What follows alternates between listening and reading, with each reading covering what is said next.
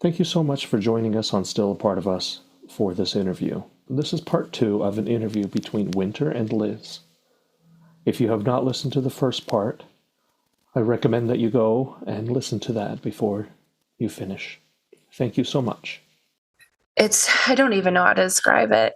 Yeah. It's so contradictory to everything that your like motherly instincts are trying to do. And you're like, this is not right. It's not right. Yeah. Yeah. I think after that diagnosis, I had a lot of rage, a lot of anger. And these were like feeling so severe that I don't ever remember feeling them before, like ever in my life. Yeah. Like my rage was blinding. I literally could not think of anything else. I couldn't feel anything else other than like, I am so angry. Yeah. And it wasn't even like angry at something. It was just like angry at the world. Yeah. It was angry at God. I had a lot of resentment towards God because I felt like he had given me this gift of like this beautiful baby girl. And it was like everything that I'd hoped and dreamed for. And then he was just going to take it away from me. And it just felt so unfair. And, some people would say, maybe God needs her more than you do. And I just remember thinking like, then why did he even give her to me in the first place? Yeah. Like, why would he put her in my life just to take her away? Yeah. It felt so unfair. And there was a long time that I like really sat with my faith, and I thought about Virgin Mary and what she must have gone through, and how heartbroken she must have been to have lost her son. And I just remember feeling like a connection to her, like like this is my daughter, and she's brought us so many gifts already. She's been our salvation and our faith. She has shined her light on everything. I'm because of her, I'm creating this foundation to be there for other families like us. Like she's just like, it's gift after gift after gift from her. Yeah. And at the same time, she has to pay the ultimate sacrifice. And it was so unfair. It was so unfair. And I just remember thinking like, I would give anything to trade places with her. And she's just an innocent baby. And I struggled with that so much. I struggled with, this is my daughter, this is my baby, like I need to protect her. And at the same time, she's given us so much, and she has so much purpose in her short little life, so much purpose. And I would just go back and forth all the time. Just like, yeah. Yeah. So many emotions, and the rage and the anger is real. It's a lot of people don't talk about that, and so I'm glad you said something about it, because it just resentment is a thing that it really is. Yes, it is so terrible. Yeah, those feelings are so hard. And so you created this foundation, and I just think that is neat, because there is not that much information at all, and ways to feel like somebody really, really understands you, right? Really understands and gets this process that you are going through at this time. So tell us a little bit more about the foundation, and like kind of how you've, like, because I'm sure the next several weeks are just, you're trying to figure out ways to cope. You're trying to figure out ways to spend time with her, and also plan for her coming and going to be going too, right? Leaving you. Yeah. So Yeah. tell me what that looks like after you guys got that that final, like, definitive diagnosis. So I really threw myself into the foundation at that time. Like I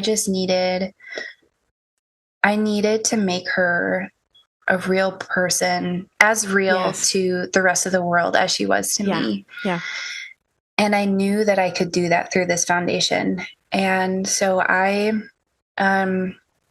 didn't know exactly what I wanted the foundation to be, but I knew, like, I started creating like the logo and the mission statement and everything, just to like get an idea of it. And it wasn't until I had to email our photographer, because we had scheduled a newborn session before we got her diagnosis. Oh, okay. And I like went all in. Like I said, I want to buy, I thought this was our last baby. So I'm like, I want to buy the biggest photo package you have. I want to buy like the video. She did like candid video as well. And when my husband gave like, okay, yeah, you can do that, I went all in. So I had to email her and I had to tell her that Ellie wasn't going to make it. And I asked her, can we still do a maternity session? Because I'm also a photographer, and like photos meant everything to me. So I asked her that and she said, yes, absolutely. Let's do it right away. Because at that point, it was already a miracle that she had made it that far. Yeah. And she could pass at any moment. So we tried to get as much in as we possibly could. So in July, very hot July this year, or this past year, in July, we had our maternity session with her. And she had let me go to her client closet and pick out a dress and everything. And she chose a place that has a bunch of wildflowers literally down the street from where I grew up. Wonderful. And yeah, and she, I just remember when we were there, she just made me feel so normal, just like it was a normal maternity session. And it was, she acted excited. She asked about Ellie. She, asked me if she moves around a lot. And she just handled everything with so much grace. And she, when I asked her at the end of the session, how do we pay you? She was like, you don't owe me anything. I don't want you to pay a dime. And I also would really love to extend to you to document Ellie's birth when you give birth to her. And she offered to do that completely free of charge. And this is a photographer that I have followed and admired for like a very, very long time, years and years. And I've always dreamed of being able to work with her. Yeah. And she, come to find out, during her maternity session, I thought she was just taking pictures. She actually took video too. Oh. And she put together this beautiful, beautiful video of like me just like caressing my belly and Booker kissing my belly and just this like documentation of like our family, perfect as it is right now. And well, Ellie's still alive. And it was just like, it is one of the most precious videos that I have. And because of her, that's what inspired where the foundation would be heading. Mm. So I wanted to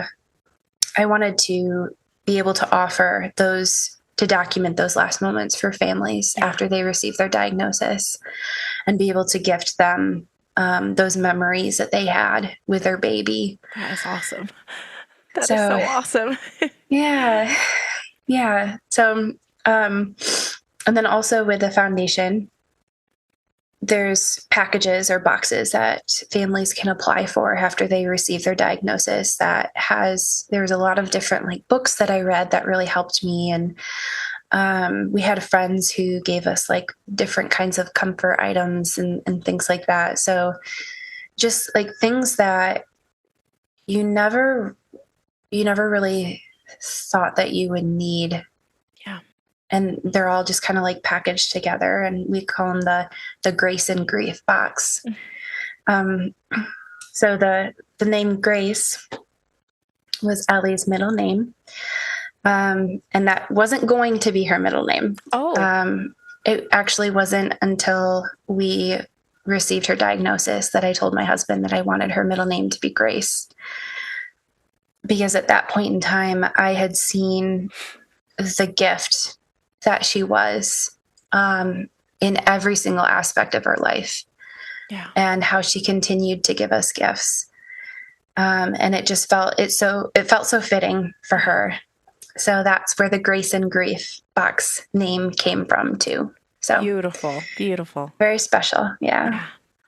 That is so cool. Like because our photographs are so dear to us too. Like I think that is beautiful. I think what you are doing, I think that's so rad.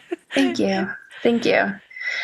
Yeah, it's definitely keeping me going through everything. So it's I feel like I'm able to keep her alive through this foundation. Yes. Yeah. So there's the rest of my pregnancy was a lot of like meeting with palliative care.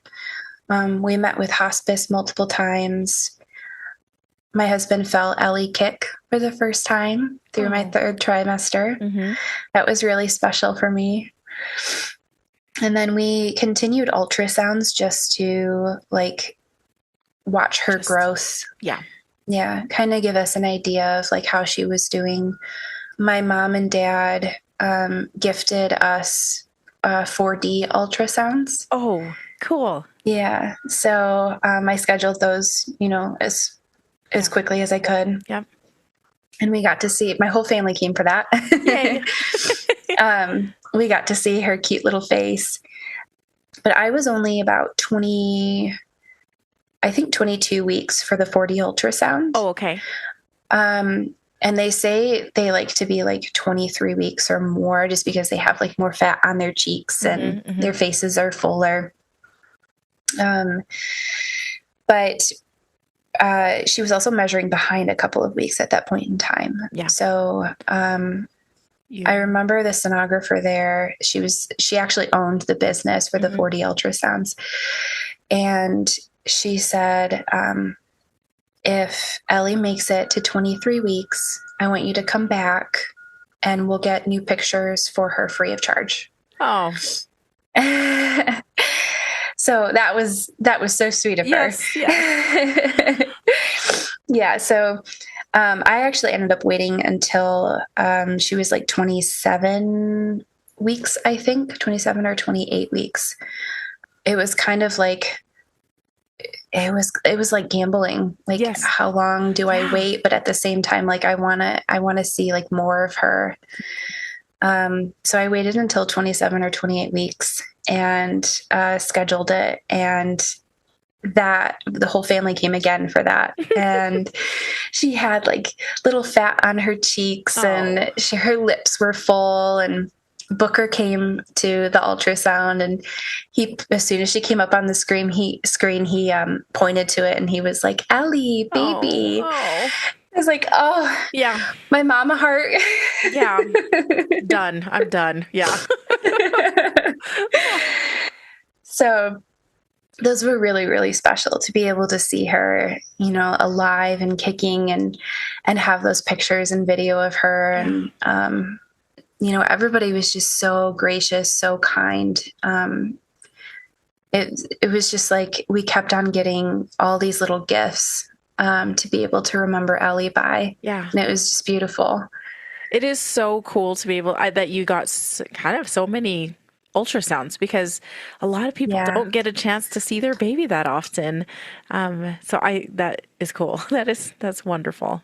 And especially, like you said, you kept mentioning it was a gamble of like how long she was going to last, because they had given you information that she could pass at any time.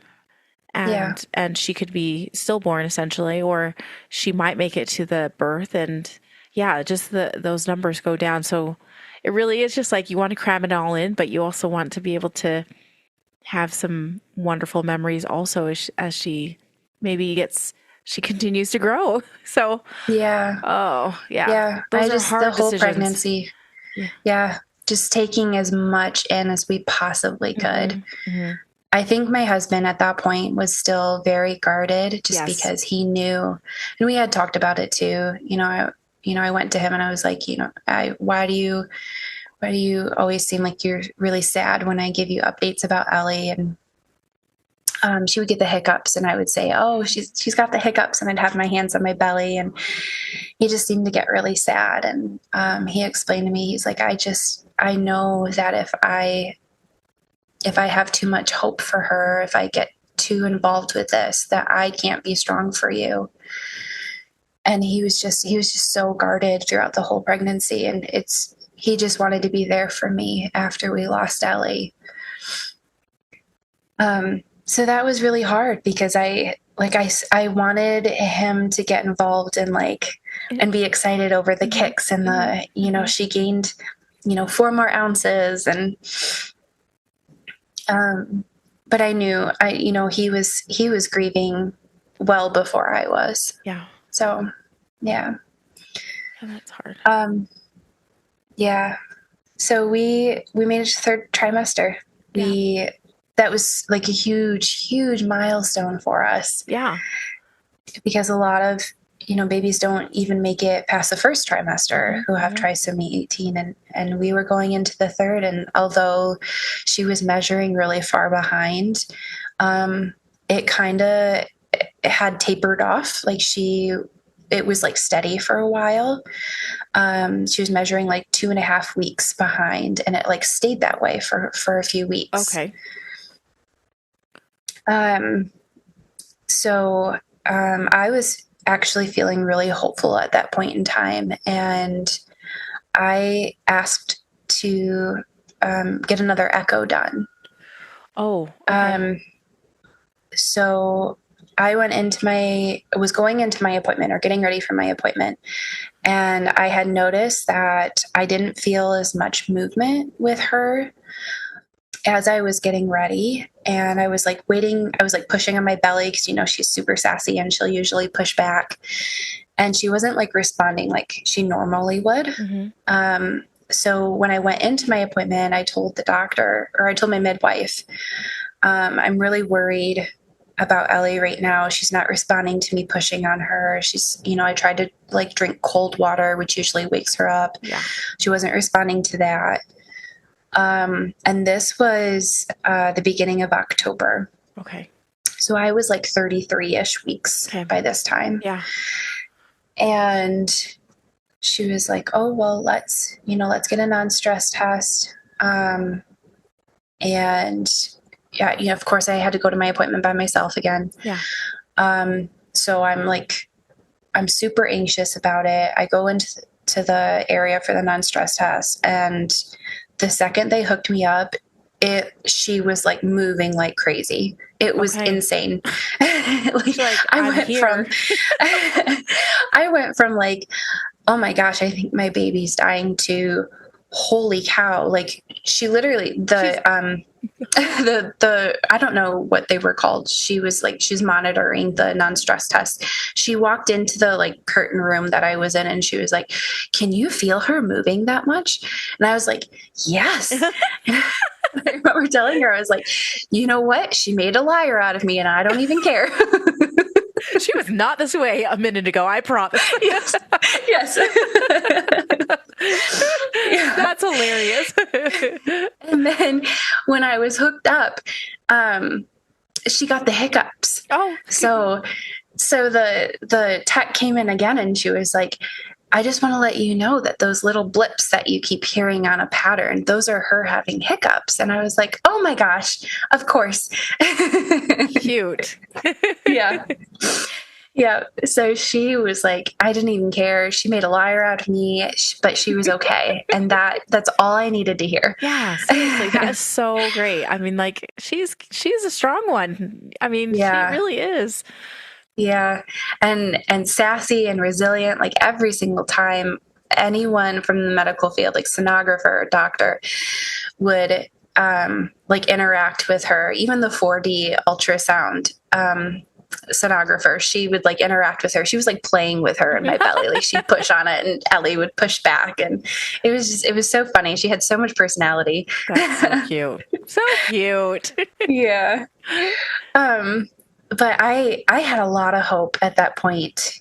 And I asked my midwife, or no, I think I asked the MFM doctor, after one of my ultrasound, I said, "Can we get another echo, to see where we are with her heart?" And they said, "Yes, absolutely. If that's what you want to do." And at that point, like we hit our deductible and we're like almost hitting our out-of-pocket maximum by then. So I was like, bring on all of the medical procedures. We're doing it all. So let's look at it. Yeah. So we got another echo when I was 33 weeks. It was October 3rd. And my husband was able to be there for that one. And when the cardiologist came into the consult room afterwards, he looked like he was in complete shock. He said, "Well, I didn't think I would ever say this, but her left ventricle grew." And we both were just like in complete shock, just because we went from she has a severe heart defect, HLHS, to, she has trisomy 18, to her left ventricle grew, and it was like hope. Yes. Like she might live. Yeah. That is crazy. And he probably was like, "We never see this ever." Yeah. Yeah. He looked like he was in complete shock because he told us at the last echo, he was like, ventricles can't grow. So we were under the impression that it would always be a severe heart defect. Right. And no matter what we did in the pregnancy, it wasn't going to make her ventricle grow. Yeah. So totally shocked through that. We asked him, "What does this mean? Like, do you think that she's going to make it through her birth? Will she live, to be a week old at least?" And he said, "Based off of her heart scans, solely her heart scans, I have no reason to believe why she wouldn't make it through her birth and make it at least through the first few days of her life." Wow. Yeah. Yeah. And we were like, it was like cloud nine all over again because although we knew that we were going to lose her eventually, all we really wanted was just a little bit of time with her. Mm-hmm.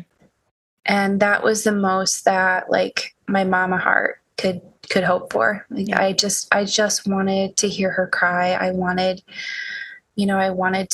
to hold her alive. Yeah. And that was like the only little piece of information I needed to hang on to hope again. Yeah.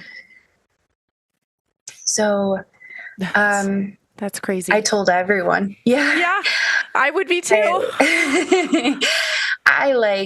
it was a miracle to me. It was like I wanted to shout it from the rooftops. Like I texted all of the people who had been praying for us, people like that we didn't even know. We'd never even met some of these people before, and they were praying for us. And they were like, "Oh my gosh, I have to text my prayer group," and these complete strangers who had just been praying that Ellie would be born alive. And so everybody was just like in awe. They were rejoicing. It was a miracle for everyone. And at that moment, I knew that I wanted to have Ellie baptized. And so I wanted to pick out a little christening gown, and of course they don't have those in little sizes. In little sizes. Yeah. So I looked for, I think, weeks for something small enough. Yeah. I ended up finding something, and it was a preemie size. Mm-hmm. And it still looked way too big because she was supposed to be, they were predicting 3 pounds, 11 ounces. Okay. At the last so small. ultrasound. Like, that's just so small. Very. Yeah. So like trying to find something small enough for her was like incredibly hard. Yeah. So I ended up finding something, the smallest thing I could find. I ordered that. And of course, like, I know that I don't have a lot of time. So I'm 33 weeks at this point, and I could deliver a lot earlier. Yeah. Considering everything. I was going to say, so was there any sort of plan to induce to maybe have her be able to be alive when she was born? Was there any talk about that, or was it like, let's just see where nature takes us? Yeah, so the MFM doctor that we talked to mentioned that the rate of stillbirth goes up after 37 weeks. Okay, yeah. And he said it would be a good idea for you to be induced at 37 weeks. However, this decision is completely yours, because they knew the outcome of Ellie's life. Yeah. And they left a lot of those decisions up to me, which part of me was grateful for, because I got to determine what her life would look like. Mm-hmm. And a part of me was like, it was too hard for me to make some of those decisions. Yeah. So I kind of like, part of me just wished that someone would make all those hard decisions for me. Just tell me what to do. Yeah. So that was a real struggle throughout my pregnancy, is like the freedom to make those decisions. As grateful as I was for them, it was a lot of like, what's the best thing for my baby? And I had no idea. Yeah. You're doing the best you can with it, limited information. Yeah. Yeah. Okay. Yeah. So yeah, we picked out her christening gown. Mm-hmm. At that same time, and that same day, I also chose her urn. And that was like, I felt like I was on two sides of the coin. Yeah. Because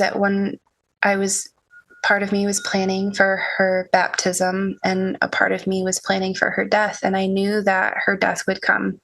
Okay. I just didn't know when it would be. Yeah.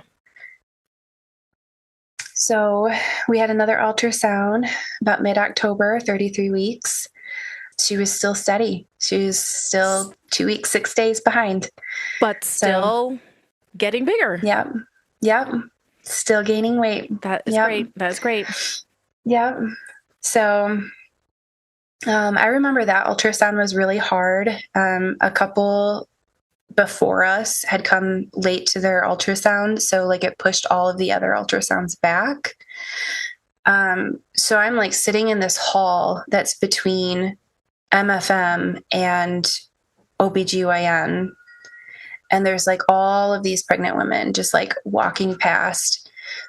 And as excited and happy as we were that Ellie could make it a few days, it was still like, I'm going to lose my baby. Yeah. So like seeing pregnant women was still really hard for me. Mm-hmm. And I remember like telling my husband, I was like, I have to go to the bathroom. Like, I just, like, I needed to get away from it. And I walked into the bathroom, and the stall opens up, and out walks this like massively pregnant woman. And I'm like, oh my God, what are you doing to me? I cannot escape. And I'm just like, I walk back to my husband. I'm just like in tears, and I'm like, I can't get away from it. But we finally got called back, and like I said, she looked great. Everything was steady. We had scheduled another ultrasound at 36 weeks. We wanted one more before we hit the 37-week mark. And at that ultrasound, it was the end of October. It was October 28th. They measured Ellie 5 weeks behind. Oh, so a bit more behind. Yeah. So we went from steady 2.5 weeks behind to she was 5 weeks behind only a couple weeks later. Oh. So her growth had declined incredibly. Yes. In those last couple of weeks. Yeah. And that's when we met with hospice. Because of the possibility that we would be able to see her live, and because the cardiologist said that she might live a few days to a week, we wanted to know what it would be like if we took her home. Mm. Because, yes. We had to think about our son. Yeah, exactly. And, I didn't want to be in the hospital for a week. And I also felt a lot of comfort in like having Ellie pass at home as opposed to like being at the hospital. Like right. I could hold her whenever I wanted. I could play music for her. And I don't know, I just pictured like a lot more gentleness with her passing at home than in a hospital. Yes. So on that ultrasound, they asked me, do you want to induce? And I asked them, well, is there any reason to induce right now? And they brought up my amniotic fluid. So because of Ellie's diagnosis, there was a lot more complications that she could have outside of her heart. Right. And one of them was trouble swallowing. Yeah. Okay. And apparently that was something that she had. She was having trouble swallowing fluid. And so I had a lot of extra amniotic fluid. I mean, when you look at pictures of me at 36 weeks, I looked like I was pregnant with twins. I was massive. Yeah. Yeah. For a 3-pound baby. Right. And because she's just not able to process that. Yeah. The amniotic fluid, right? So. Yeah. So they said that my fluid was at 32 centimeters, which apparently is like dangerously high. Mm. And I asked my midwife, what makes it dangerous? Like, what are the complications of what could happen? And she told me that if my water breaks, because I have so much fluid and because Ellie is so small, as my water is coming out, the cord could come out first. Yes. And then she could be sealed to it. Yes. Yeah. And she could basically, she could pass away. Like suffocate. Yes. Yeah. Mm-hmm. Mm-hmm. So she called it prolapsed cord. She said that's a definite possibility. And I remember going home from that appointment and I was just like terrified because I knew what the outcome was going to be. I knew that we were going to lose her, but I was so set on giving her the best chance I possibly could. Yeah. And I didn't want to remember her birth as chaotic or stressful or scary. I wanted it to be like gentle and welcoming and bright. So I asked her, do I have to be induced? And she was like, the decision is ultimately yours. if it were a normal pregnancy, I think they would have been like, yeah, I should have induced you like a week ago. Yeah. But because of her diagnosis, the midwife was like, I'm going to give you my phone number. I am off of work for the next couple of days, but here's my cell phone number. Call me at home if you decide that you want to be induced, and I'll set everything up for you. So I went home and I talked to my husband about it, and he was like, Liz, really, it's up to you. And I was in a lot of pain at that point too. Oh yeah, I'm sure. From all the fluid. Yeah. I felt like my belly was bruised. Yeah. That's just a lot of pressure with on your belly. Yeah. And to me, I had two options. I could have the chance of chaos and a prolapsed cord and the chance that it could be fine, or I could have a definite, I go in and be induced and I wouldn't, have a prolapsed cord. Okay. So, I slept on it, and the next morning I woke up and I was like, I think I need to do this. I think I need to make sure that I have a definitive, yes, it's going to be okay, and not gamble with this. Gotcha. Okay. And that was the hardest decision. You're kind of at what, 35-ish weeks or so, 36 weeks at that time? So I was 36 weeks at that time. So even then you're like, I'm kind of getting close to about when you would need to be. Yeah. Okay. So that's something. But still, yeah.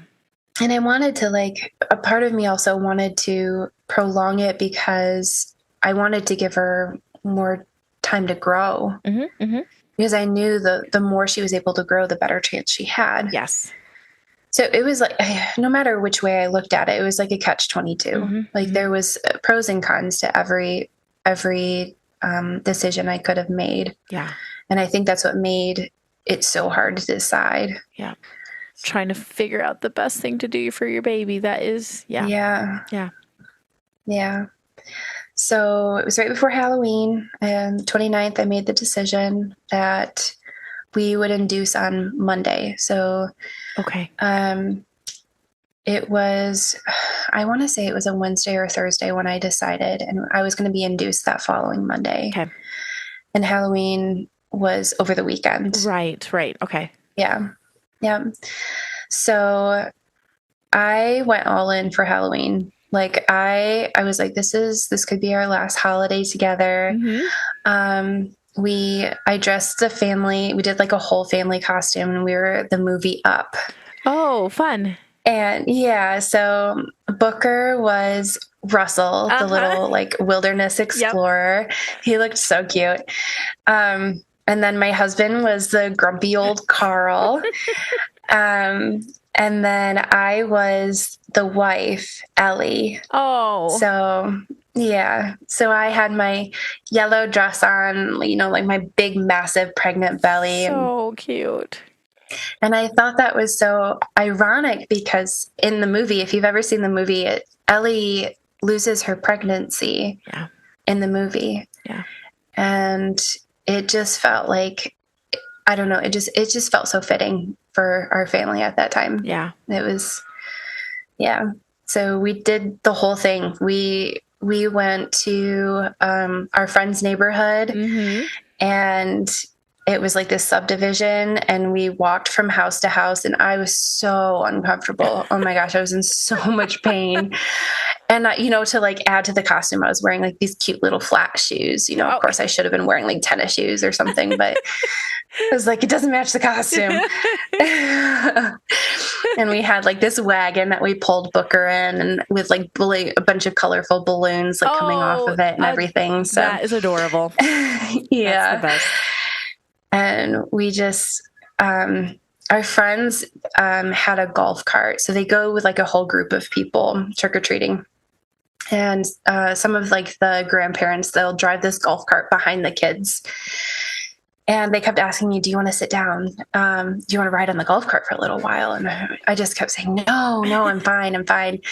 And then I don't know, like, I wanted to be fully present and like be in the thick of it with like my son and my husband. And this was Booker's first year trick-or-treating. Oh, so it was so special for us. Yeah. And we knew it was going to be Allie's last holiday, and we wanted to do as much as we possibly could together as a family of four. Yeah. So yeah, we had a great time. I couldn't last the whole night. I went as long as I could. Yeah. Good on you. But it was also really cold that day. So yeah, we went through Halloween, and then we visited some families. We went to go see my grandma with Booker's costume, and went to go see my mother-in-law and father-in-law with Booker's costume. And then 2 days later, I booked a day at the spa for myself. Good. Yeah, it was 2 days before we were supposed to see Ellie. And I was like, I need a prenatal massage. I was trying to help my body along to try and get ready. Yeah. And do like all the things that I did with Booker. So I like ate the dates. I drank the raspberry leaf tea. Yeah. I did the curb walks. I did squats. And something that helped me with Booker too was a prenatal massage. Mm-hmm. So I booked my prenatal massage and walked into the spa. And, like I said, I'm just like massive at this point with all of my 32 centimeters of fluid. Yeah. And the masseuse brought me back, and I don't remember what started the conversation, but she asked me about Ellie. And I remember telling her, well, she has trisomy 18 and she's not going to make it. And the masseuse, she just got so quiet.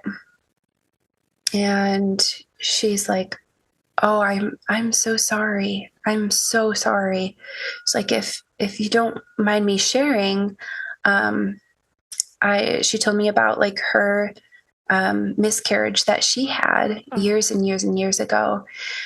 And she was finishing up my massage, and of course, I'm on my belly. I've got my face in this thing. Mm-hmm. And like my tears are just free flowing. I've got like snot just like falling out of me because I'm like upside down. Yeah, and it's not good. And she finished the massage, and she was like, do you mind if I pray with you?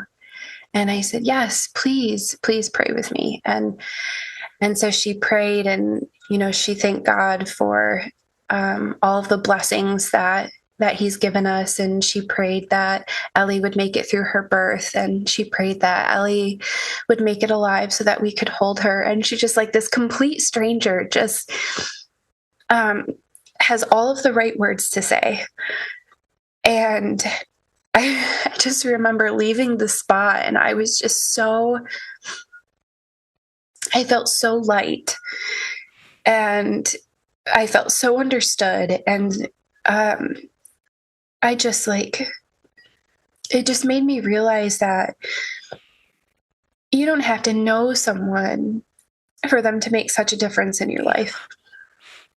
Because like I said, we had these complete strangers who had never even met before, who were praying for her daughter and praying that she would be born alive. And it was just like, I don't even have the words. And I wish that I could thank all these people, and I don't even know them. Yeah. I don't even know how. Yeah. I just like, I just want to send out like all of these handwritten thank you cards and just be like, you helped us so much through the hardest journey of our life. One that like we didn't think that we were going to make it, and you helped us through that. And how do you thank people for that? Yeah. Like, what are the words that you use for that? You try so hard to think of them, but you can't. You're just so grateful for those people and for their prayers, for their good vibes, for their hope and love. Yeah, for complete strangers. That is the coolest thing, isn't it? Yeah. Yeah, we found, or at least I found a lot of community in this new faith that I found. Mm-hmm. And it really, like, it carried me through. Yeah. I couldn't have gotten through any of this without that. Yeah. So it was November 1st. So 2 days before she was born, had a little like self-care day. November 2nd. So my little sister, she's also Booker's godmother. Oh, uh-huh. Her birthday is November 2nd. Oh, yeah. So, she had like birthday plans and everything. And she was also the person who was going to stay with Booker when we went into the hospital. And on her birthday that night, she came over to stay with Booker so that we could get up early in the morning. Oh. So on her birthday. That is so nice. Yeah. And so we got up early. We had everything packed. I thought I had everything packed for months, actually, my hospital bag, because she could come at any time. Yeah. And we packed the last minute things that morning as we were getting ready. We got up really early. I don't think either one of us slept very much at all. Yeah. Nope. And I had written this letter to like future Nathaniel and Liz. Mm-hmm. And I knew that driving to the hospital was going to be like one of the scariest points. And I really wanted to stay grounded through my labor, and really wanted to like stay present and not let fear take over and take away the joys of meeting our daughter. Yeah. So I wrote this letter to us, our future selves, and I read it out loud and recorded it so that we could play it on the way to the hospital. And I thought that my husband would not be into it. And, I had like all these affirmations that we had to repeat. And I thought he was going to think it was stupid, but he was into it. He repeated all the affirmations. He, when I told him to hold my hand and squeeze it and take deep breaths and center himself, he did it all. And our drive to the hospital, instead of being full of fear and anxiety, I felt so grounded, and I felt more excited to meet my daughter than afraid to lose her. So that was a huge help. And we had to get there at 7:30 in the morning, and they put us in a room that was away from everyone else. And I unpacked everything, and, I brought special things like the fake candles and the scents and just the things to like have some small measure of comfort through everything. And I realized that the room that they put me in didn't have a tub. Oh. And with Booker, I labored like 80% of my labor was in a tub. Okay. Yeah. So it really like helped relax me. Yeah. And that was like my pain management for Booker. Uh-huh. So for this one, I was like, I need a tub, but I already unpacked everything. Oh, you're like, wait. And that was going to be your plan. You were going to basically be unmedicated for Ellie's birth as well. Okay. That's cool. That's cool. Yeah. So the nurse was like, "Oh, it's okay. It's okay. I'll find a room with a tub for you." Oh, good. And I was like, "Oh, thank God." You're like, wait a second. I can't do this. Yeah. So there was one nurse who was like trying to do my IV because I needed a hep lock just in case I needed fluids. And so she was trying to do that. I have really difficult veins, so it took like 3 pokes to get this IV in. And while she was doing that, the other nurse was helping my husband move all of my stuff over to the new room. So they set all of that up for me. Oh, yay. Yeah. So I walked into this new room and everything's exactly the way I needed it. And for an induction, they determine the route by like how dilated you are, apparently. Yeah. I hadn't been induced with my first, so this was all really new for me. And so apparently all the things I tried worked because I was 3 centimeters dilated. Oh, okay. At 37 weeks. Yeah. And and were you feeling anything, any contractions or anything at that point? Very mild. They were really spaced apart. Okay. And they almost felt like Braxton Hicks, as opposed to contractions. But when they hooked me up to the monitors, they were like, "Oh no, those are contractions." I was like, "Oh, okay. Well, there you go. We're going places." 3 centimeters and contracting. Okay, that's good. Yeah. And that was before Pitocin. That was before anything. Yeah. Yeah. Great. Yeah. So we were pretty late morning. I updated our photographer. I updated like our family, or I think Nathaniel updated our family and everything.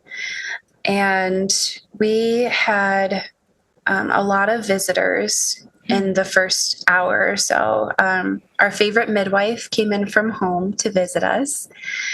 It was so sweet of her. NICU doctor came in that we'd been working with. We had the MFM doctor that came in that we'd been working with. The grief support coordinator, the mental health coordinator, our palliative care team came in, just like social worker, the chaplain, all of these people who had watched Ellie grow on a screen, all came to visit us and, give us a little like, "I'm praying for you. I hope everything goes well." It was amazing. It was so great to see like all of the support for people who were there like the whole time with us, who were through the whole journey. For her care team. That's cool. That is really great. Yeah, it was really neat. So because I was already 3 centimeters, they gave me the option of how I wanted to proceed. And I actually moved forward with my labor with Booker by hooking myself up to a breast pump. Oh, I've never heard of that before, but that totally makes sense. Yeah. That is so crazy and so cool. I didn't know that. That is neat. So apparently, the stimulation brings on contractions. Okay. And as you contract, you dilate. Yeah. That's something that I learned in the birth class that we took when I was pregnant with Booker. Wow. And something I had also read as I studied hypnobirthing. Yeah. And like pain management, like unmedicated pain management. So I was like, well, I want to pump and I want to see where it takes me. And the midwife and the nurses, they were like all in. They're like, "All right, you go, girl, you do it." And so they wheeled in the hospital grade breast pump, and they were like, try 10 minutes on, 10 minutes off, and we'll see how far you get. And so I hooked myself up and I started that, and I was having like pretty intense contractions from that. so much so that like I got out like my labor combs, and that was helping with the pain. I used a TENS machine on my back. That really helped. And I was just like riding the waves of the contractions, just waiting for it to make me dilate more. And we just did that for a few hours. Wow. That is amazing. Yeah. Very cool. Yeah. So I had the midwife check about 3:00 in the afternoon. Okay. So at that time it was, like 5-ish hours of pumping. And she's like, yep, you're 4 to 5 centimeters dilated. Okay. My contractions were like off the screen. Oh. Like, they were like really like the high, it was high. It was high. And you were managing okay? Yeah, for the most part. Yeah. Okay. A lot of it was like I said, I studied hypnobirthing. So a lot of it was like very purposeful breathing. The labor combs help a lot. They like help take your mind off of, the pain of the contractions. And then the TENS machine really helped too. Okay. Yeah. So yeah. And then also the tub. So the tub was a really big, yes. So that was a big relief for me, pain relief. And it was so like when I was having Booker, my husband he's like the perfect birth partner. Like he gets in my head and he knows exactly what I need at the exact time. And it's like we play this like dance whenever I'm in labor. We like play this dance where we're just like dancing around each other, and he knows what I need and he gives it to me. And it's just like I got in the tub and my contractions at this point were really, really strong, and I just needed to give myself a break. So I took myself off of the pump for a while. Okay. And as my contraction would come in, I would say, it's coming. And I'd like sit up a little bit more, and he just instinctively grabbed a cup and put hot water in it. And as I was contracting, he would like pour the water over my belly. Okay. And that was so helpful. Really? Wow. Yes. This is so fascinating. Yeah. It just like, not only was it relaxing, but I really felt like it helped manage the pain of the contraction, like in my muscles. Yeah. So that's what we would do. Like I would every minute and a half, I would say, it's coming. He would grab the cup. He'd fill it up with hot water. He'd pour it over my belly. I'd breathe down through the contraction. I'd take a break for a minute. He would give me like a bite of a granola bar or some like ice chips or something. And then we'd do the contraction again. It was just like, it was over and over. And that's just what we kept doing. So I labored in the tub for quite a while. I think I was in there for almost an hour. And about 4:00, my contractions actually started slowing down. Oh. And started getting like less intense.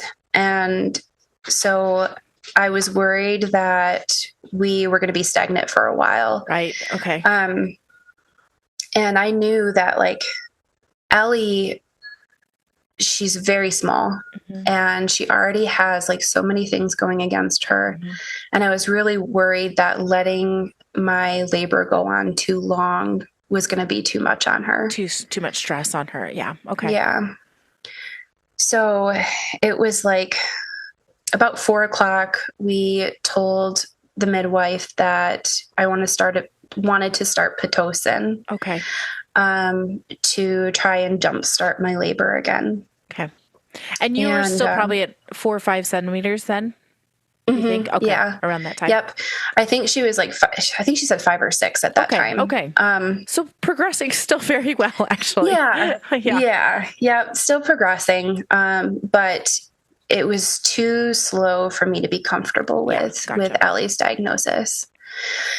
So we updated the photographer, and of course our photographer was like, I don't want to miss it. Like if they're starting Pitocin, I want to be there right away. And I was Yeah. like, okay. So she came in, and she got a bunch of, like, she calls it B-roll, all of the, Of all this. Yeah.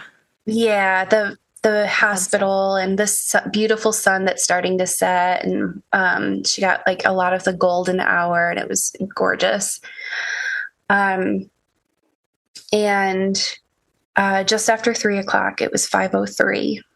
My contractions had gotten really intense again, but my water still hadn't broken. Oh, it hadn't. Okay. Yeah. So I knew that after my water broke, it would progress really quickly. So a part of me wanted to wait until it had broken naturally, because I didn't want to start the clock of Ellie's life. Yeah. And a part of me also was like, if we don't get through this labor, there's a chance that she won't be able to handle all the stress. So it was like a catch-22 again. And at 5:03, I had the midwife break my water. Okay.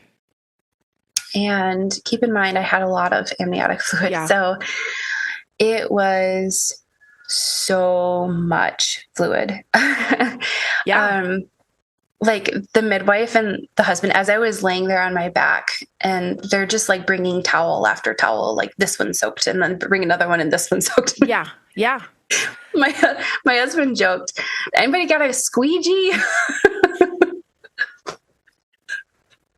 And of course that made me laugh. So then the fluid's just coming out faster. Yeah.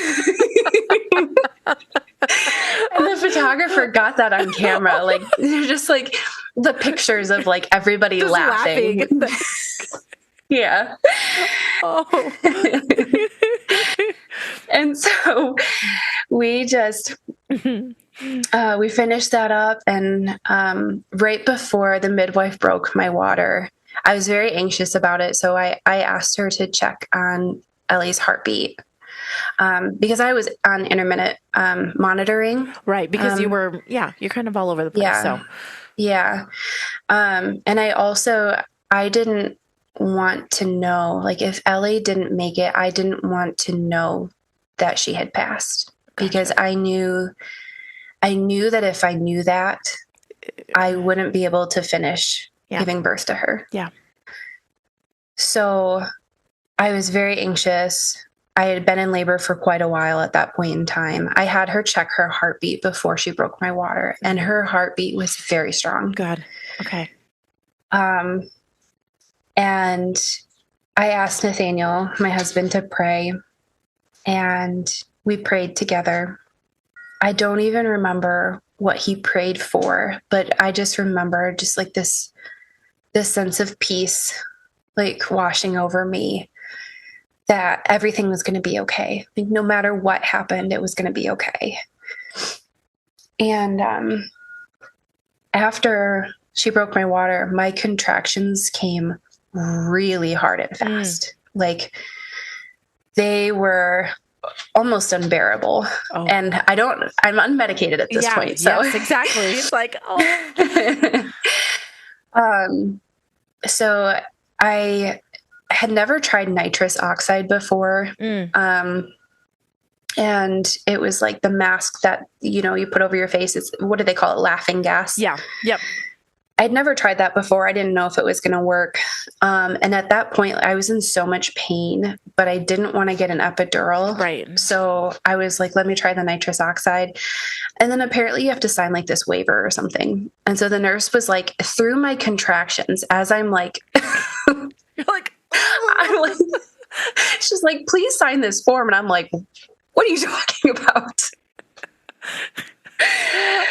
And I didn't even sign my name. I think I literally just scribbled something on there. Right.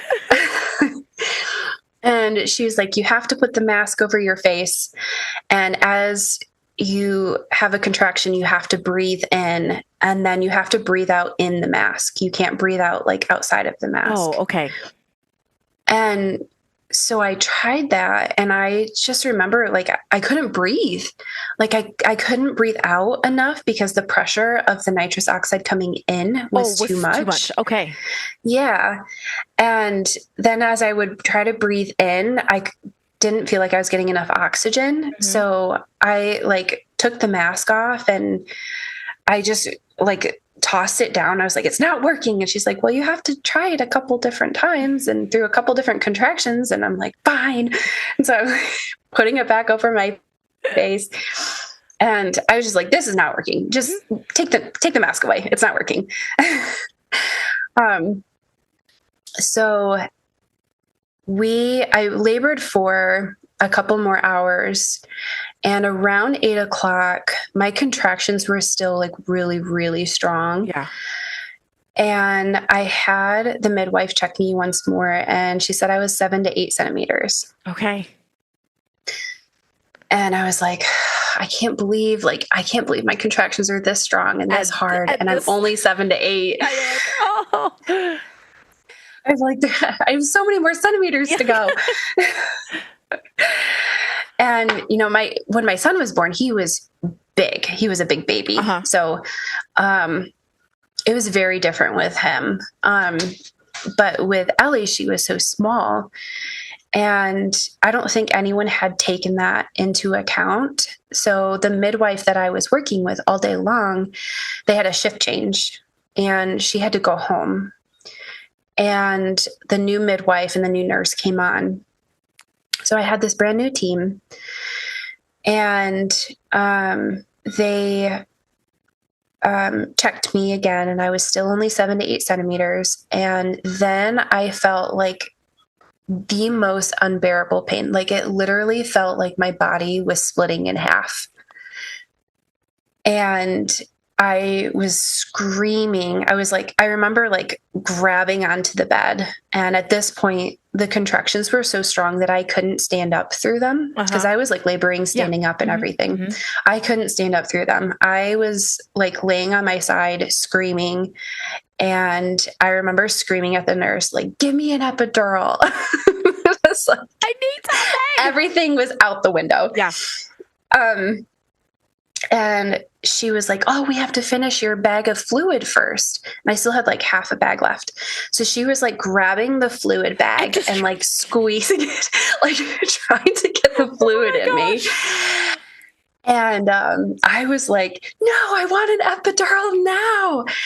And I just, at that moment, like when I felt my contraction go back down, I realized that she was coming.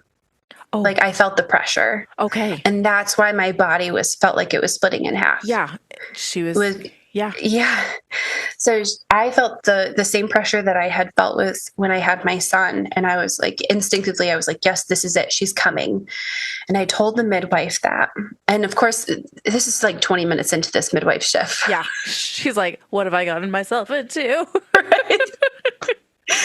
This poor team, it was like 20 minutes into their shift. And I'm just like, part of me is like, first I'm screaming for an epidural, like screaming bloody murder. And then I'm like, she's coming. And this poor team. But the midwife checked me again, and I was still only 7 to 8 centimeters. And she was like, Liz, you're only 7 to 8 centimeters. Like, I don't think she's coming. And I said, no, she is coming. Yeah. This is the same feeling. Yeah. Yeah. Yeah. Yeah. So, I remember the midwife, she said, I will never forget this. She said, well, why don't you push and we'll see what happens. And I understand, like, if I put myself in her shoes, I understand. I've only been in here 20 minutes. Like, I don't have any of the backstory. I don't see how her labor has been. She's only 7 to 8 centimeters. Yep. Like, this goes against everything. She's not coming. She just hasn't had an epidural and she's in pain. Yeah. But, I mean, of course she thought that. Of course. But when she said that, I was like, okay, well, I'm going to push then. Yeah. And nobody broke down the bed. Nobody turned on the incubator. Yeah. Nobody put on gloves. Nobody was ready for this. I don't think they believed that she was coming. No, yeah. Yeah. Which, thank God they didn't break down the bed, because I pushed twice and her whole body came out. And they were And she fell out on the bed. And they probably like freaked out. Yeah, I think everyone was in shock. Like I said, I pushed once and I pushed a second time. You know, with Booker, it was very different. So my husband was expecting something very, very different. Yeah. I think I pushed 2 hours with Booker. Mm-hmm. And Ellie, on that second push, her whole body came out of me. Yeah. And he said that is the most traumatic image that he cannot ever get out of his head, is seeing our daughter fall out onto the bed with no one there to catch her. Yeah. And he said that is the thing that I regret most, is not speaking up and making them catch her. Yeah. And he said he looked down at her and her face was blue and she didn't move. And I remember the midwife telling me, because it was so important for me to like bring her up to my chest, because that's what I did with my son. Yes. And the midwife said, Liz, reach down and grab her. And she helped guide her to my chest. And I held her on my chest and nobody said anything. It was totally silent.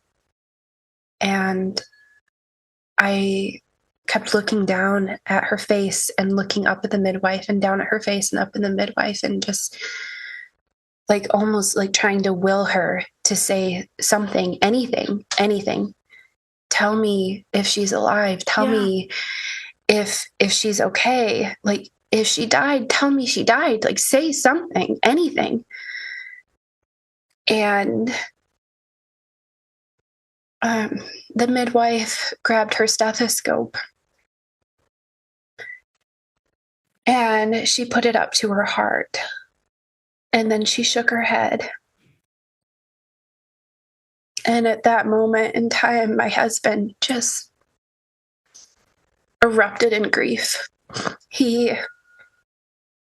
started wailing, just screaming, just pacing around the room, sobbing. I remember hearing him sob her name over and over and over again. I will never, ever, ever get that out of my head. And I just remember laying there. And it was almost like I could see this whole scene in the room, and I was just floating above it. Like, I was so detached from myself. And I was just like, I was watching him and holding Ellie. And I look at the pictures, like I look back on them, and my eyes were closed at this point in time. So I don't know how I saw everything, other than I had some sort of like out of body experience. And I remember laying there and just like wanting to go to my husband and wanting to reach for him. But I had Ellie on me and I couldn't move my body. I just kept thinking, like, go to him. Like, nurses, the midwives, like everyone was just standing there. And I just kept thinking, go to him, help him, comfort him, do something. And nobody, they all just stood there in silence. And I just, after I laid there for a few minutes listening to him, it's like I felt myself coming back. And I felt like this peace like completely wash over me. And I felt like, looking back, I think that was Ellie. I think that was her. being there for us one last time.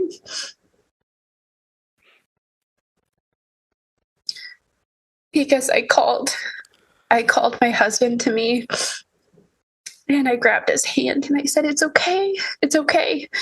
She's with Jesus. It's okay. She's okay now."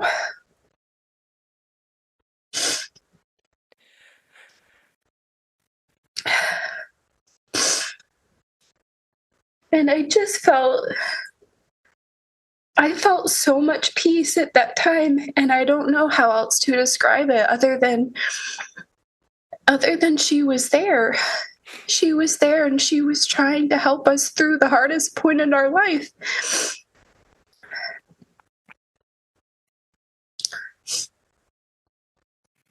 And I remember my husband coming over to her and like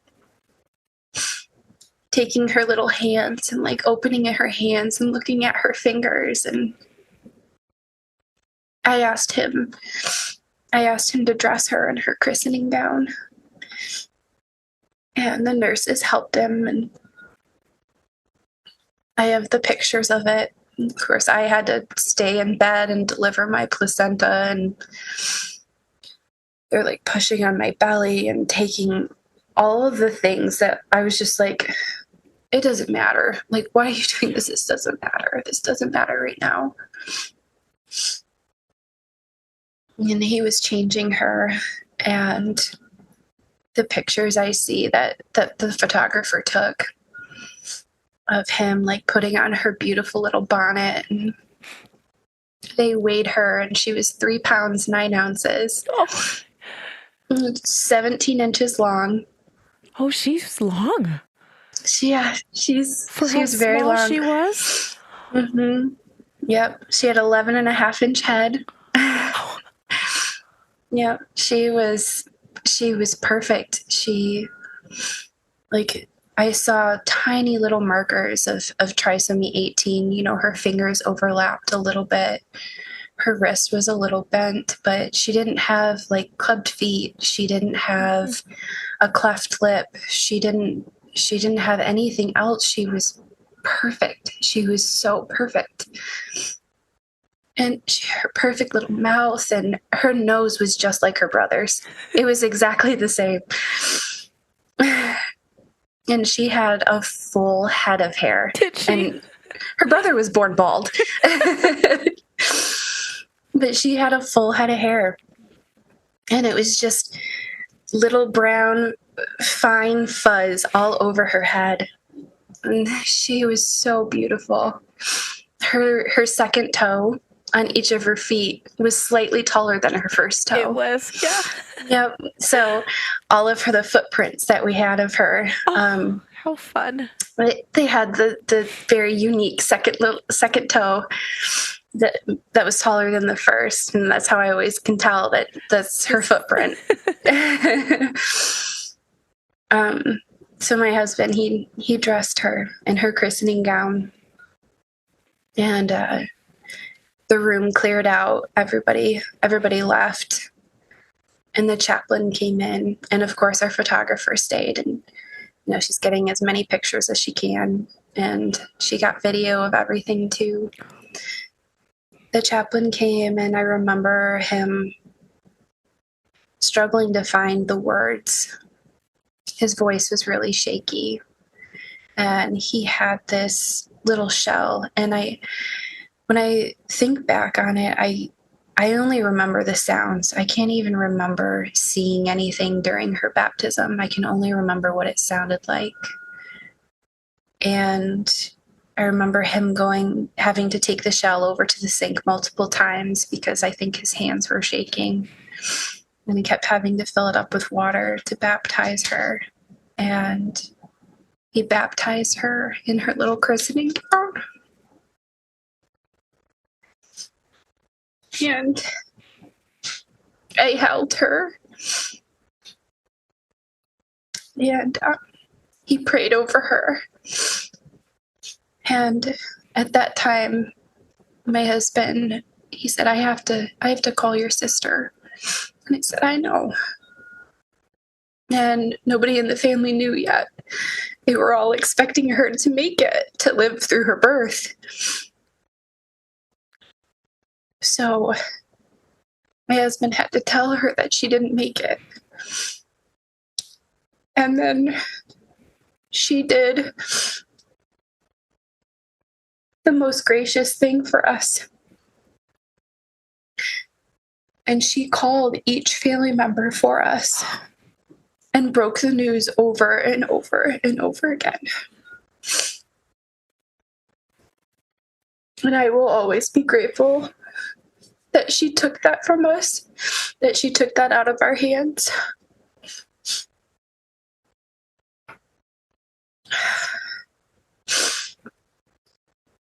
So at this time, she was born at 8:25 at night, so it was late.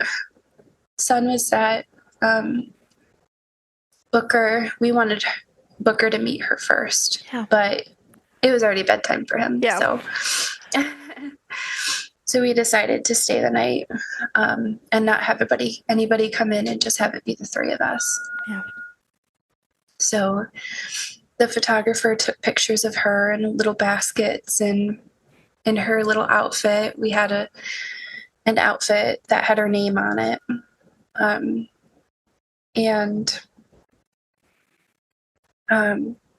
They brought in, I remember my husband was like totally exhausted at that point. Like grief had taken everything out of him. And we hadn't slept much the night before. We were laboring all day long. And he fell asleep almost immediately. And I told the nurse, I was like, I need help. I need something to make me sleep. And so she brought me something to help me sleep. And she brought in a cuddle cot. Oh, okay. And she put the cuddle cot on the nightstand between where my husband was laying on the recliner and my bed. And she put all of my fake candles that I brought in for labor, she put them all around the cuddle cot. And she asked me if I wanted her to put her in there, and I said yes. And so she laid her inside. And after a little while, I fell asleep. Oh, I remember I read her a story. I read Ellie a story, Mama Loves You So. It was like my favorite book to read to Booker, so I brought it with me. Yeah. And I read her that story, and I fell asleep. And I remember waking up a few hours later, and I didn't know where I was. And I had completely forgotten that Ellie was born. And I looked over, and I saw my husband there. And then I turned my head more, and I saw the cuddle cot and saw Ellie inside. And I had to live it all over again. It's like I lost her all over again. Because my mind had forgotten.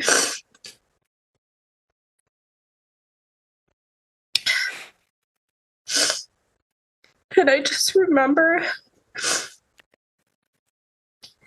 just sobbing. Like I ended up just crying myself to sleep. Because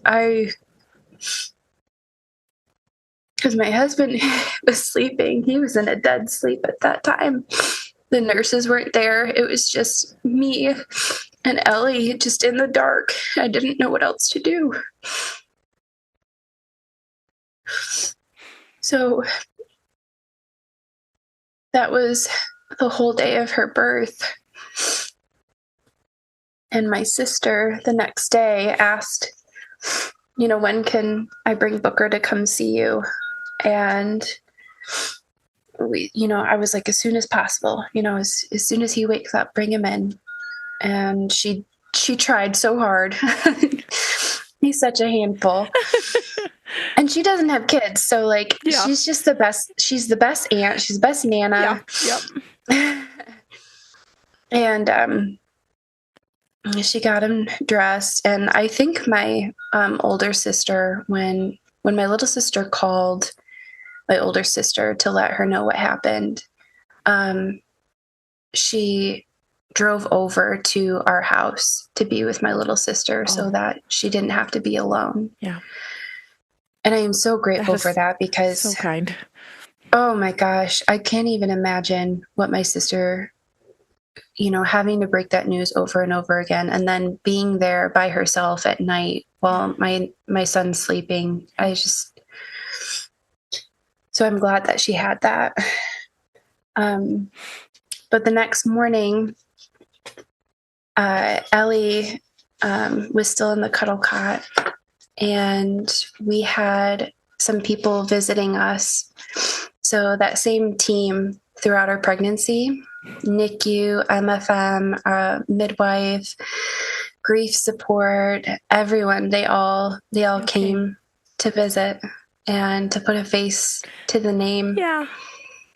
And I remember as we were waiting for my sister and Booker to get there, her face had gotten really dark, Ellie's face. And, her skin started peeling. And I was so terrified that she would look scary for Booker. To Booker. And I asked the midwife and, grief support coordinator, I asked him, I was like, I don't know what to do. Should he not meet her? Like, do you think that she's going to be too scary for him? I was so torn because I was so proud. Like, this is my daughter and she's so beautiful. Yeah. And at the same time, like, a part of me had my motherly instincts to protect my son and how he saw his sister too. And, they both said, no, he's just going to see her as his little sister. It's not going to scare him. He doesn't even know what scary is at this point in his life. Yeah. And that was so reassuring for me. That morning, I think it was just after 9 o'clock in the morning, my sister showed up with Booker, and, Booker bursts in. He's just like this big ball of energy. We've had such an awful, the worst night of our life. And he just comes in and he brings so much life. It puts it back in. And, his whole face is lit up, as he sees us. And, my husband was really afraid because the nurses had told him that Ellie's skin was really delicate. And I think he was afraid that Booker would touch her and hurt her skin or something. Yeah. Okay. So he didn't want him to hold her. So I sat next to the window on the couch and I held her. And my husband brought Booker up and had him stand on the couch. And we have these pictures of Booker's whole face is just smiling ear to ear. And he said, baby. And I said, yes, it's baby Ellie. He said, Ellie. And he kept on pointing to her nose. He kept on saying, nose, nose. Which is ironic because that's the one thing that Booker and Ellie look so much alike is their nose. And I just remember my heart just feeling so full, just having my two babies in the same spot.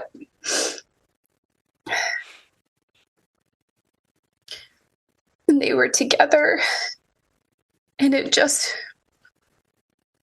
felt like it felt right just to have them together. Yeah. And he unprompted, he bent down and he kissed her face. Oh. And we have pictures of it. And he just kissed her nose. And he did that twice. And he said her name. And then, of course, his busy self, he gets distracted, is looking out the windows, garbage truck goes by. Yep. So I had my little sister hold Ellie for the first time, and she calls her Scorpio twin because their birthdays are one day apart from each other. How cute is that? So she held her, and Ellie was still like movable, and she was very fragile, and she was very cold. So I felt like I had to warn everybody and just prepare them for when they held her. She's cold. And it was like hard because like a part of me just wanted to hold her and like warm her up and like keep her next to my chest and keep her wrapped up in blankets. But I knew that I had to keep like putting her on the cuddle cot so I would have time with her. Yeah.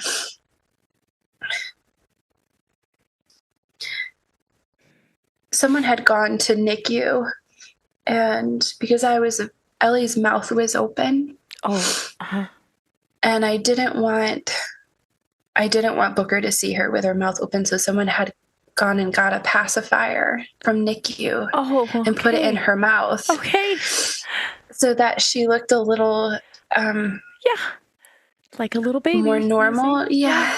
Just sleeping baby. And I was so grateful for that. And we kept her like that, as family met her.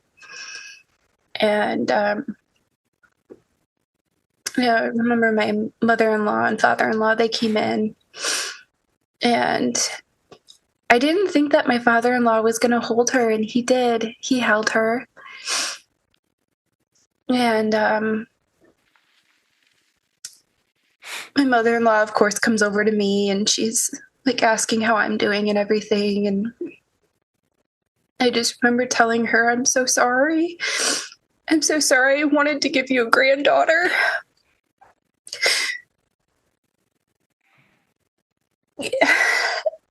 We cried together for quite a bit.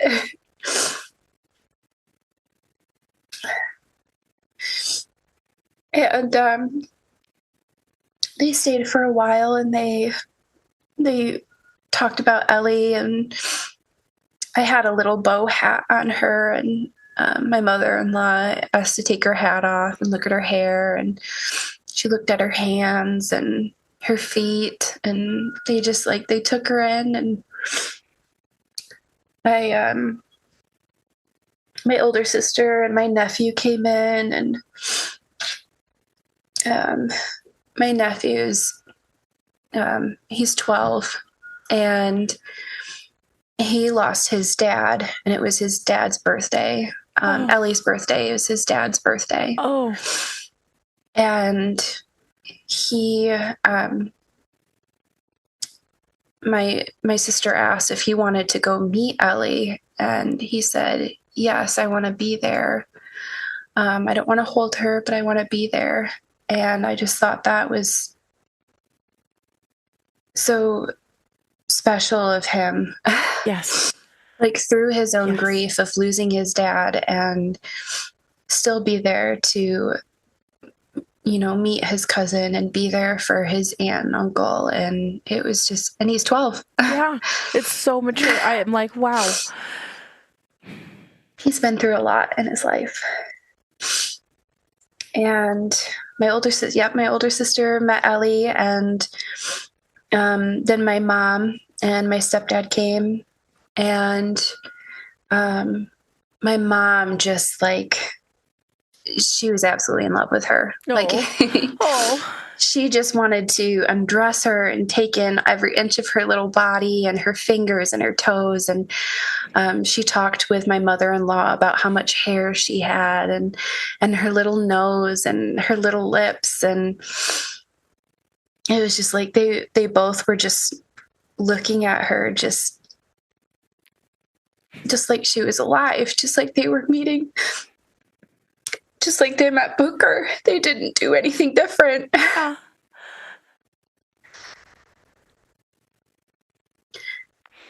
And there were some people that said they couldn't come in and meet her, and that it was too hard. And at the time I understood. It hurt a lot that they didn't, they felt like they couldn't meet her. Yeah. But I understood.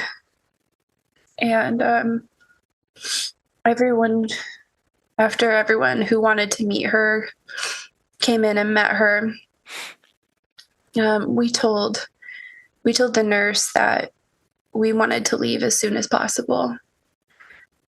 And it was kind of my husband who made that decision. And I part of me did agree with it. Part of me was like, I need to leave. Yeah. And a part of me was like, I can't leave my daughter.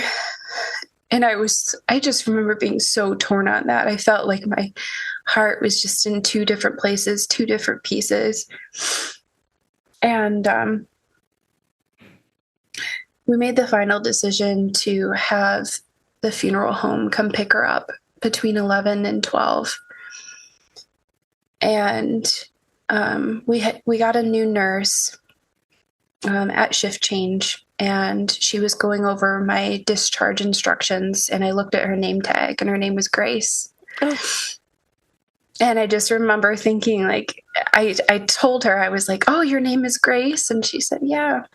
She's like, I know, it's really special to you. And I said, yeah, it is.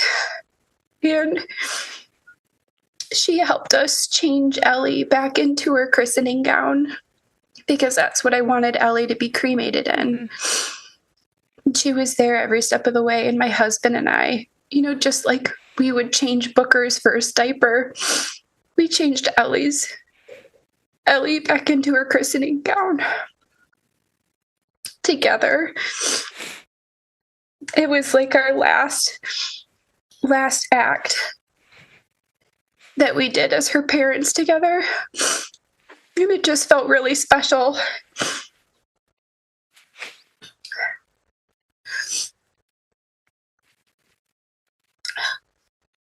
And then the funeral home showed up. And it was this woman. And she was wearing glasses, and she was carrying a quilted bag. And she walked over to my bed, and I just remember like clutching Ellie. I can't, like, I couldn't give her up. I couldn't do it.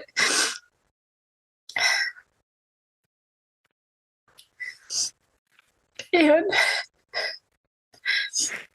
someone asked, I don't know who it was, but someone asked if I was ready.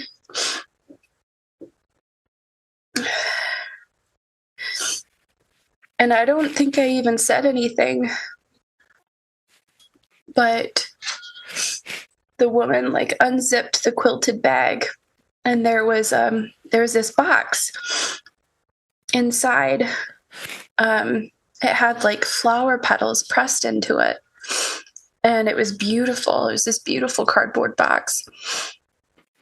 And she opened up the lid to the box, and she gave me instructions. She said, you'll set her inside, and then I'll close the lid, and then I'll zip up the bag. And I just couldn't do it. I couldn't put her inside.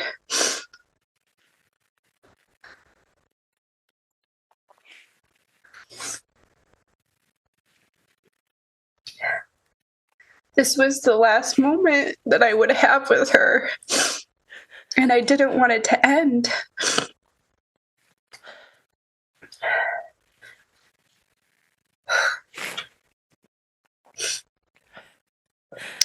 So I gave her a kiss,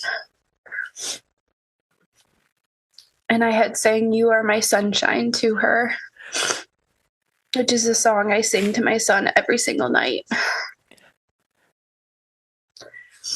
And I set her in the box. And as she was zipping it up, I remember hearing this sound, like this. I don't even know how to describe it. This heartbreaking like cry. And it was unrecognizable at first. Like I didn't even realize that it was coming out of me. And it was like, it felt like the depths of my soul was just breaking.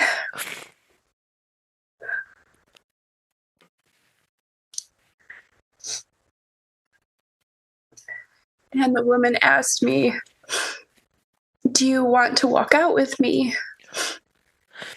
And because we had asked her that, we wanted to walk her to and be with Ellie as long as we could. But when she asked me that in that moment, I said, no, I can't. I can't say goodbye twice. I can't do it. So we let her walk out first.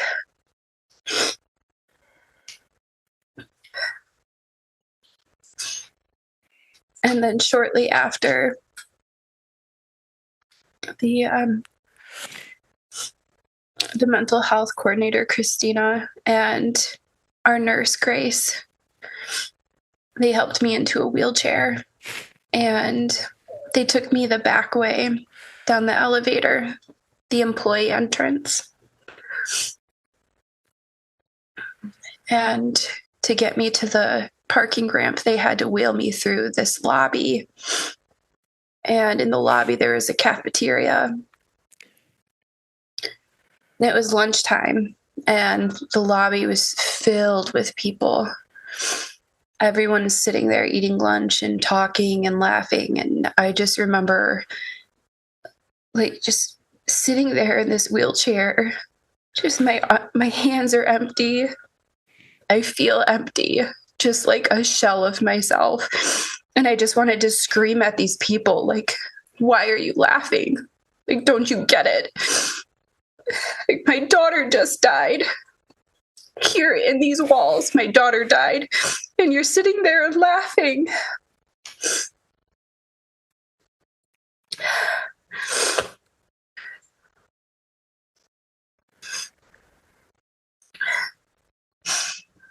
And I remember them wheeling me outside.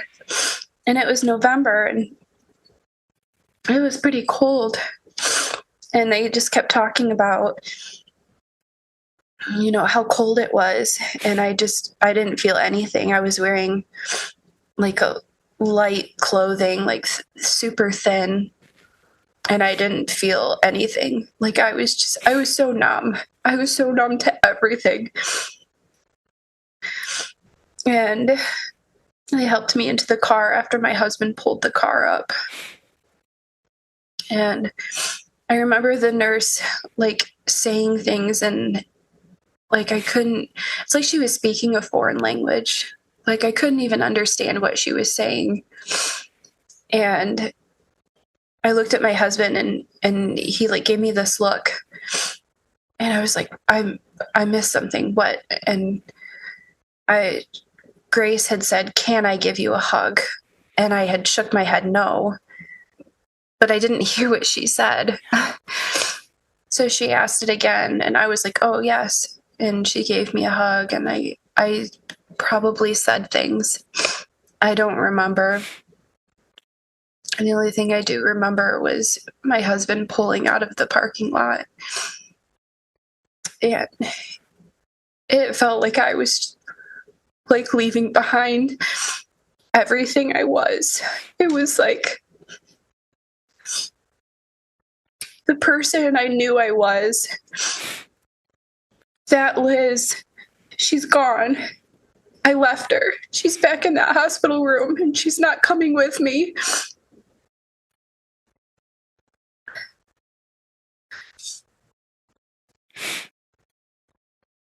And when we got home, my siblings were here. And I just went straight up to my room. I couldn't talk to anyone. I just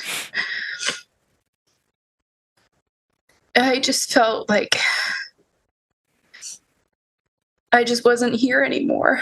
I couldn't be here if Ellie wasn't here. This wasn't the life that I wanted. And I just remember thinking how crazy that was. Like, I knew that this moment was going to come, and I knew that she was going to die, and I was preparing myself for it. And then I realized you can't prepare for losing your child. It's not possible.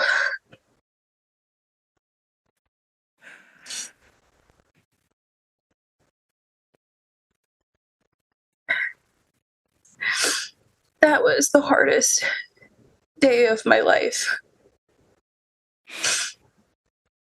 Was handing her over to the funeral home.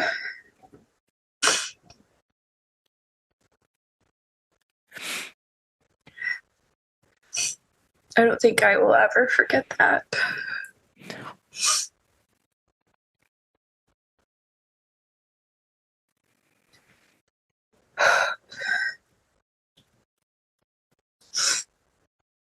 It really is so, it's horrible. It's, yeah.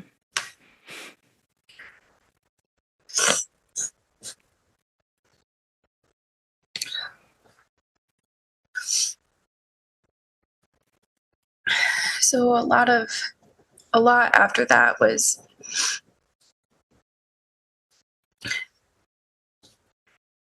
it was like I don't know, I guess I would call it, that was the thick of it. The grief after, because we grieved before. Yes. We knew that she was going to die. We grieved the life that was going to be, that was supposed to be. But after, we were grieving the loss of our daughter, and that was a whole new layer of grief for us. Yeah. And in those beginning stages, like, there were people who reached out.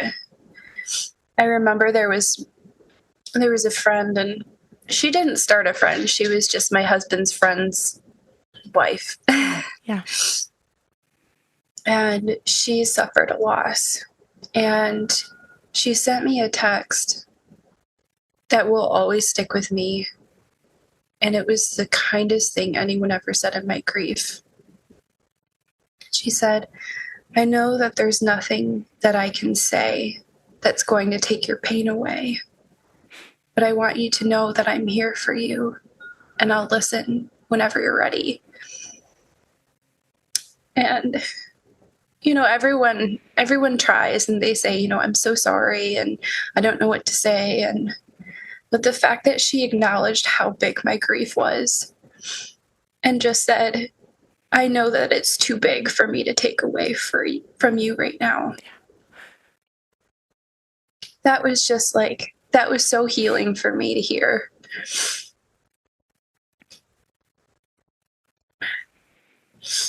And of course, everyone's checking in, they're sending texts. My mom and I have had a rocky relationship in the past, and she asked if she could just come sit with me. And that was so incredibly healing. And she asked me if I was ready to tell Ellie's birth story to her. And I did, and I shared it from beginning to end. You did. Mm-hmm. And my siblings came over, and they let me talk about Ellie, and it's just, everyone was so supportive. And of course our freezer was full, our fridge was full. We had more food than we even needed.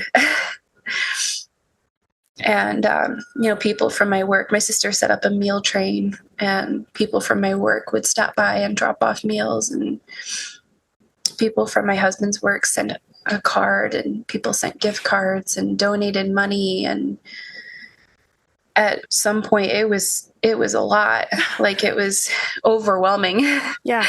Everybody is so kind. Yeah. And we were so grateful to have the support we did. And we wanted a memorial for her. Mm-hmm. And originally we wanted it really small. But as we discovered how affected people were by her life and how involved they wanted to be, we realized we needed to make it a lot bigger. Yeah. So we had a memorial at the church that my in-laws got married at. Okay. And we asked the pastor, who was my husband's childhood pastor, to speak at it. And I couldn't make any decisions for it. I planned as much as I could before Ellie was born. Right. But that's pretty much where my planning ended. I was able to pick out my favorite songs. One of them was Bigger Than the Whole Sky by Taylor Swift. Mm-hmm. And then for her balloon release, Somewhere Over the Rainbow. Yeah. And I asked, my mother-in-law, she kind of coordinated with the church, and she asked me how many people we had planned to be there. She was planning a luncheon. I hadn't even thought of a luncheon. I was like, I didn't know I had to feed people. Like, I've never planned a funeral before. No. And you're like, I'm supposed to do what? Yeah. Yeah. Apparently you're supposed to feed people who come to a funeral. Yes.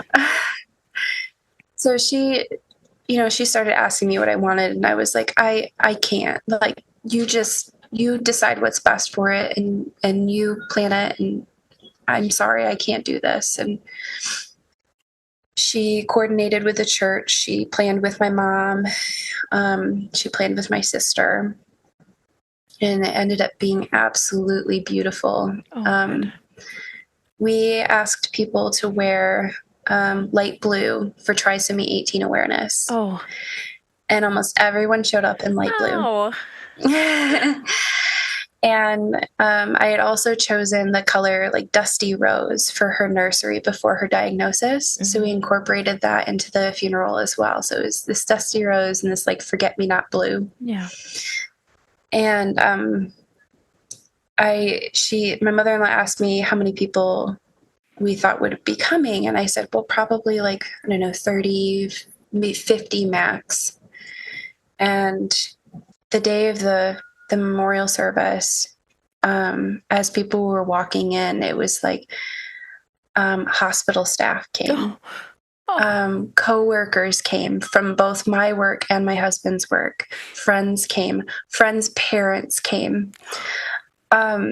We had family, like close family, extended family we haven't seen in a really long time. 123 people showed up for Ellie. That is amazing. Yeah. They all showed up for her, and they'd never even met her before. And it was so beautiful. And I gave her eulogy, and my husband spoke. And the pastor I had sent because I kept a journal throughout my whole pregnancy. And I was slowly putting my journal, publishing it up on the foundation website, but I hadn't published it all yet. And so I sent like the outline of my journal to the pastor just so he could get to know Ellie and how sassy and resilient she was, and like know her as a person. And while he was speaking in front of everyone, he said, Liz sent me her journal. And I'd never seen that before. Just the whole life of this baby that hadn't even been born. And my sister spoke, my little sister, and she talked about Ellie and how they would have been best friends as Scorpio twins. And my mom got up and she spoke. And we went outside, right outside the church. And I remember telling my brother, because everybody took a little piece of planning of the funeral.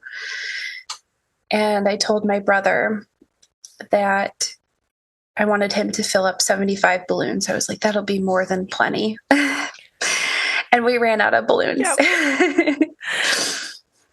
They were pink and blue. And I had a bunch of Sharpie markers, and people wrote messages to Ellie on them.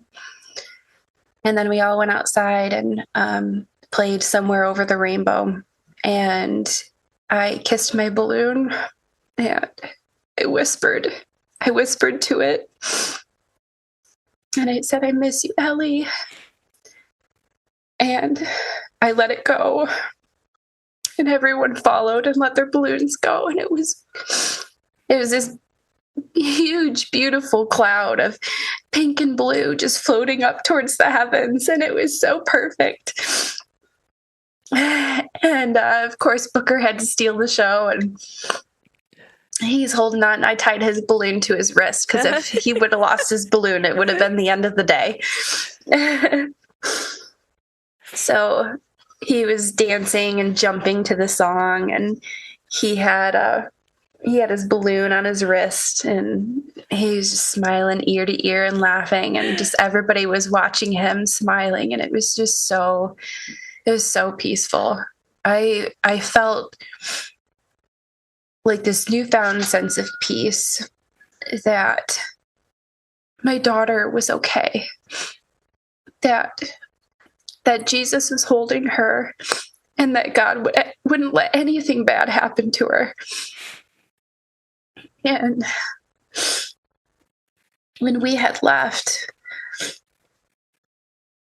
the service, the sun was setting, and we had Booker, he fell asleep in the back, and I looked up at the sky, and it was dusty rose and blue. Only those two colors. And I told my husband, I said, look at the sky. And as I said that, I felt kicks in my stomach. And I've had phantom kicks before after I had Booker, but these were like the kicks that she used to have, like really hard, fast kicks. And it was like she was there telling us, yes, I painted this for you.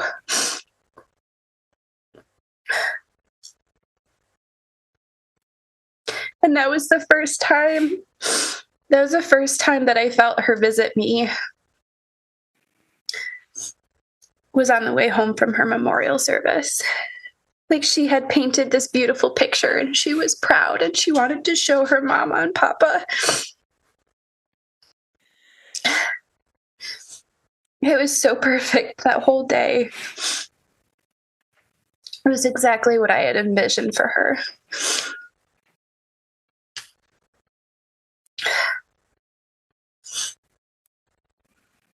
I'm sorry. I feel like I've been crying this whole time. Yeah. I have not been crying as much as you have, but I've been crying plenty.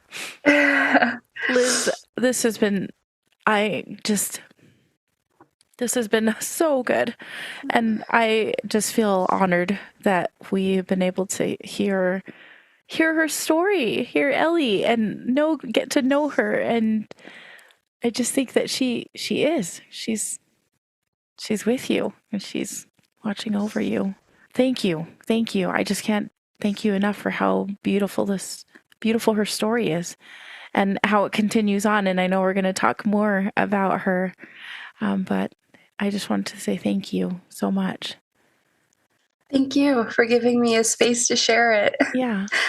Before we finish up this particular episode, is there anything that you wanted to say about Ellie, or anything we may have missed about her birth that I forgot to ask about? I don't think so. I think I was able to share everything. She's just a very special girl for us. So I'm really glad that I got to share that. Thank you. You're welcome. And she is special.